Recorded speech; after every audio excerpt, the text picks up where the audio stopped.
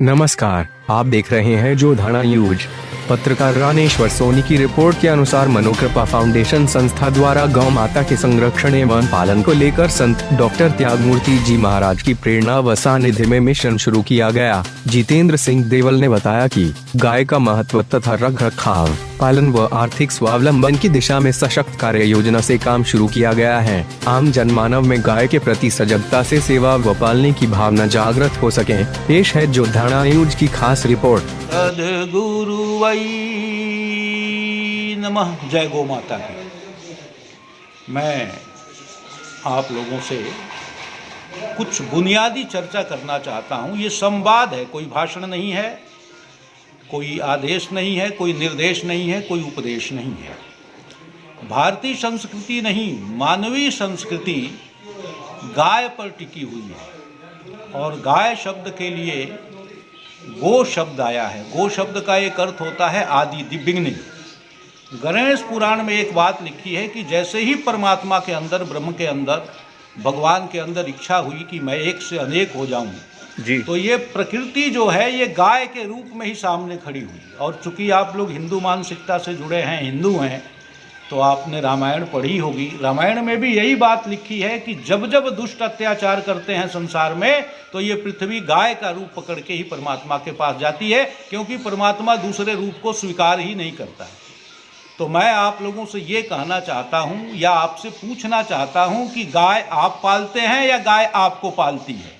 गाय हमें पालती है। इस बात का अगर उत्तर ढूंढ लेंगे तो आपको सुनने समझने में बहुत सुविधा हो जाएगी। अगर गाय हमको पालती है तो कैसे पालती है जी? 4 पुरुषार्थ की बात करी गई है। बरनऊ रघुबर विमल जसु जो दायक फल 4। ये 4 फल कौन से हैं जिसके लिए हम जी रहे हैं? मनुष्य होने का उद्देश्य क्या है? जी। धर्म, अर्थ, काम और मोक्ष। और मिलेगा कहाँ से? इसका भी दिया हुआ है। विप्रधेनु सुर संत हित लिन्हि मनुज अवतार। अगर ये 4 चीज़ें हमको चाहिए, धर्म, अर्थ, काम और मोक्ष, तो हमको 4 आधार लेने पड़ेंगे। धर्म के लिए विप्र का आधार, धन के लिए धेनु का आधार, और कोई आधार नहीं कह रहा है जी। कामना पूर्ति के लिए देवताओं का आधार और मोक्ष के लिए संतों का आधार। ये 4 आधार हमको लेने पड़ेंगे। तो अब थोड़ी सी अर्थव्यवस्था की बात करें। मैं अभी कुछ दिन पहले संजोग से बड़ौदा की तरफ जा रहा था और आनंद के आसपास मेरी व्हीकल खराब हो गई। तो थोड़ा समय था, 2-4 घंटा उसको ठीक करा के लाने में लगता। तो मैं आसपास के गाँवों में, और गांव क्या है, स्वर्ग हैं, स्वर्ग, ऐसे बढ़िया मकान, सारी सुविधा जो दुबई में नहीं है, वहाँ के लोगों ने लगा रखी है। और मैंने जिससे पूछा कि ये कैसे हुआ, क्या करते हो, नौकरी करते हो, व्यापार करते हो? कहा महाराज कुछ नहीं करते, ये देखो 4 गौ माता है, 60 लीटर दूध रोज देती हैं और इसको हम लोग डेयरी तक पहुंचा देते हैं 3000 रुपये रोज के। तो हमको कुछ करने की ज़रूरत नहीं है। तो हमारा कंसेप्ट एक विषय में क्लियर होना चाहिए कि हम गाय की सेवा नहीं करते, गाय हमारी सेवा करती है। बिल्कुल।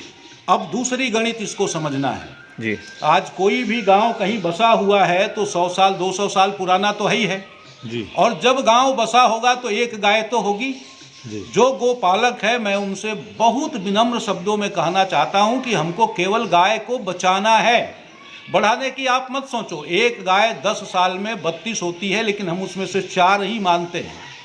1/8 जी। तो 4 अगर 10 साल में होगी तो 20 साल में 16 होगी, 40 साल में 256 होगी, और 100 साल में 10 लाख गाय हो जाएगी, और एक गांव को नहीं पूरे जिले को पाल लेगी। बिल्कुल। तो गाय की गणित को हम लोगों ने समझा नहीं। गाय पशु नहीं है, गाय हमारी अर्थव्यवस्था का मूल है। बाकी जितना धन हम कमाते हैं, सरकार की नौकरी करते हैं, सरकार सैलरी देती है, तो कहाँ से आता है? जो कुछ भी है इसी पृथ्वी से, और गाय ही पृथ्वी स्वरूपा है। गाय नहीं रहे तो ये जमीन बंजर हो जाए, गाय नहीं रहे तो हमारा शरीर बीमार हो जाए। ये भास्कर की नाड़ी लेके बैठी है। सूर्य ने भी उपासना की है गाय को अपनी सिद्धि के लिए जी जी। तो गाय के अलावा आरोग्य का कोई साधन नहीं है। गाय से जो चीज़ें हमको प्राप्त होती है, अगर उनका हम सदुपयोग करें और उनको ठीक ठीक समझें, तो मुझे नहीं लगता कि शरीर में कोई रोग होगा, मन में कोई शोक होगा, और आत्मा का निम्न स्तर तक जाना होगा। ये तीनों का उत्थान अगर हम चाहते हैं तो हमारे पास विकल्प एक ही है। समस्याएं हैं संसार की तीन: शरीर में रोग का होना, मन में शोक का होना और आत्मा का पतन होना। और तीनों का एक ही समाधान है, गाय। लेकिन ये नहीं कहना है कि हम गाय की सेवा करते हैं। गाय हमारी सेवा करती है। गाय हमारी परिवार की सदस्य है, श्रेष्ठ सदस्य है, जो पीढ़ियों से हमारी सेवा करती आ रही है। कोई एक गिलास किसी को पानी पिलाता है तो धन्यवाद बोलना पड़ता है। तो गाय पूज्य इसीलिए है कि हमको हर तरह से, केवल एक तरह से नहीं, और अर्थ का और कोई साधन हो तो आप हमको समझा दो। एक गाय 100 साल में 1.5 अरब रुपये दे जाती है। मैं करोड़ की बात नहीं कर रहा हूँ। कभी भी बैठ के गणित से आप जोड़ लेना। फिर आपको सुबह 3 बजे 4 बजे ब्रह्म मुहूर्त में उठाने के लिए किसी की ज़रूरत नहीं है, गाय ही आपको उठा देगी।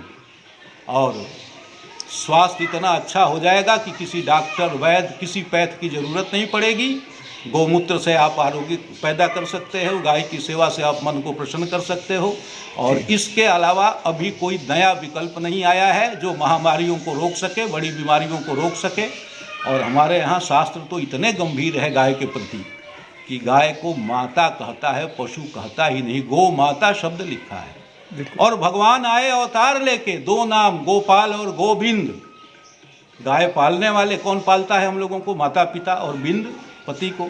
तो गाय के साथ भगवान ने भी अपने संबंध दिखा के ये प्रमाणित कर दिया कि इसके अलावा हमारे पास अर्थ का, शांति का और आत्मोत्थान का, आत्मोद्धार का कोई और विकल्प नहीं है। इसलिए हम गाय को ठीक से समझें और कुछ करने की ज़रूरत नहीं है। केवल एक गाय को हम बचा लें। अपने शास्त्रों में 3 गाय की बात आती है, कामधेनु, सुरभि और नंदिनी। बिल्कुल। तो इन 3 में से एक की भी हम रक्षा कर लें तो मुझे और कुछ करने की ज़रूरत नहीं है। न कोई इंडस्ट्री लगानी है, न खेती करनी है। अगर 2 लीटर दूध शुद्ध मिल जाए पीने को तो रोटी की ज़रूरत पड़ेगी क्या? नहीं पड़ेगी। तो इसलिए गाय को हम लोग पशु नहीं समझे। गाय धन का स्रोत है, हमारे जीवन का स्रोत है। गाय स्तुत्य है, गाय पूजनीय है। पुराणों के माध्यम से लोगों को ये भी समझाया गया कि गाय में 33 कोटि 33 कोटि देवता, 12 आदित्य, 11 रुद्र, 8 वसु, इंद्र और प्रजापति, ये सब गाय में विराजमान कर रहे हैं। और गाय के साथ रहने से ये सबकी कृपा हमको अपने आप मिल जाती है, अलग से कुछ करना नहीं पड़ता।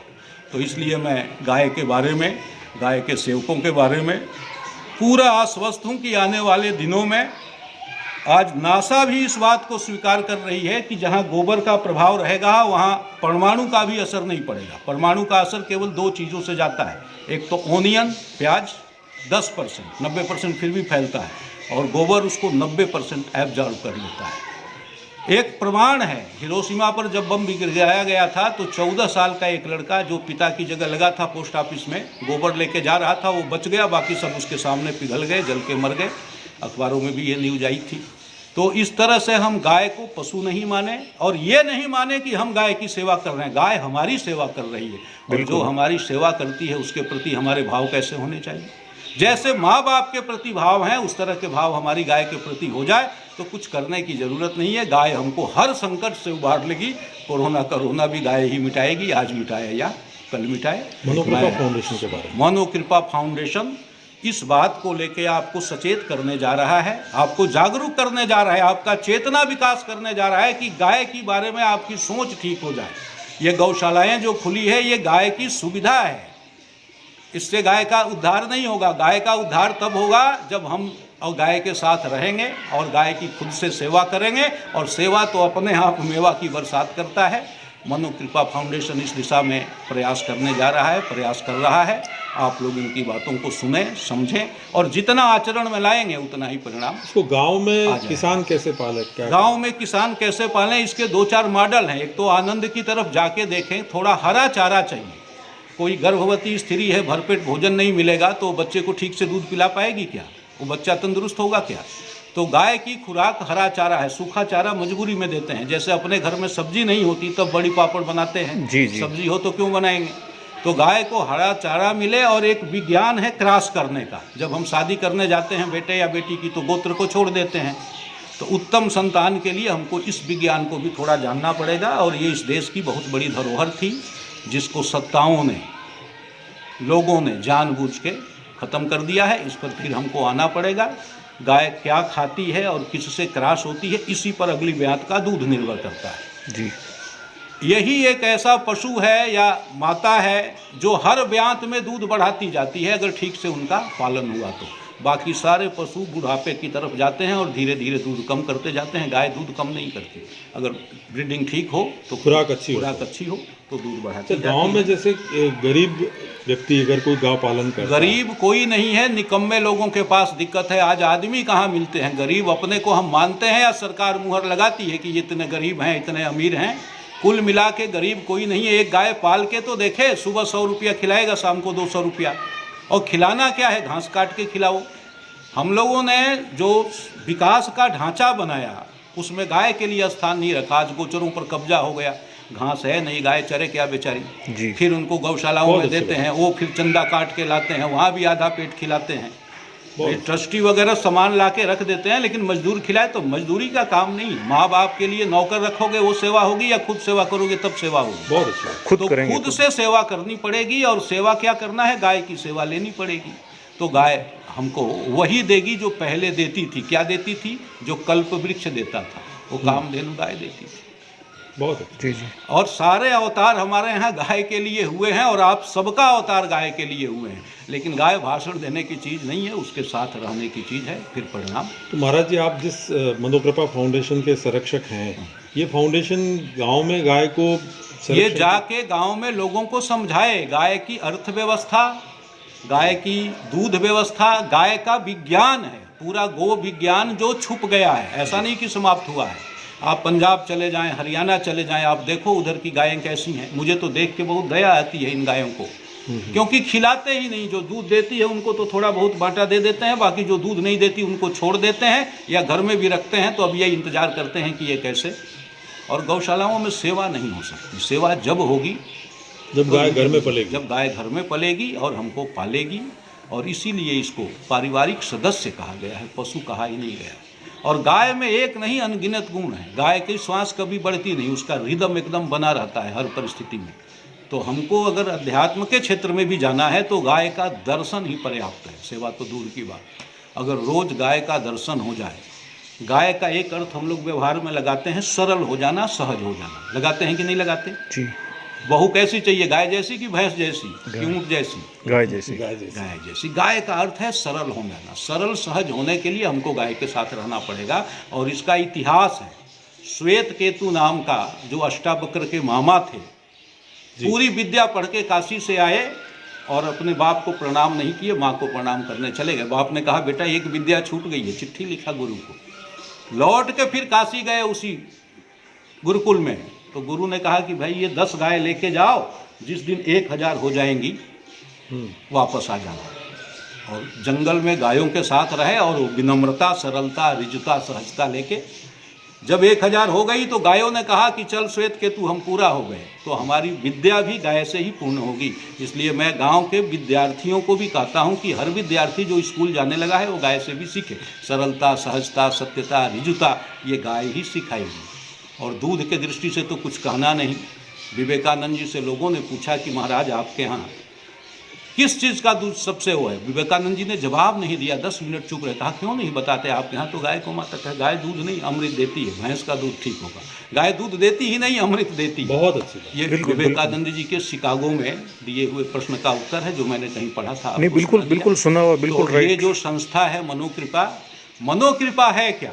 मन के ऊपर कृपा। जब तक विचार नहीं बदलेंगे तब तक आचरण नहीं बदलेंगे। मन के भाव। हम 4 स्तर पर जीते हैं, भाव, विचार, कर्म और परिणाम जी। तो विचार बदल जाएंगे तो भाव और कर्म अपने आप ठीक हो जाएंगे। इसलिए मनोकृपा इस दिशा में विचार बदलने का काम कर रही है। गाय के बारे में जो आपका चिंतन है, जो आपका सोच है वो बदले और आप गाय के साथ जुड़ें और अपना भी कल्याण करें और प्रकृति का भी कल्याण करें। आना इसी पर पड़ेगा और कोई उपाय नहीं है, दूसरा रास्ता नहीं। अभी तक तो कोई दूसरा रास्ता नहीं होगा भी नहीं। आगे का परमात्मा की कृपा। बहुत बहुत मैं सबकी मंगल कामना करता हूँ। गाय को ठीक से समझ लिया जाए तो मुझे लगता है कि हमारी कई समस्याएं समाप्त हो जाएंगी। बहुत बहुत बहुत आभार। उत्तम स्वास्थ्य और निर्मल बुद्धि की कामना।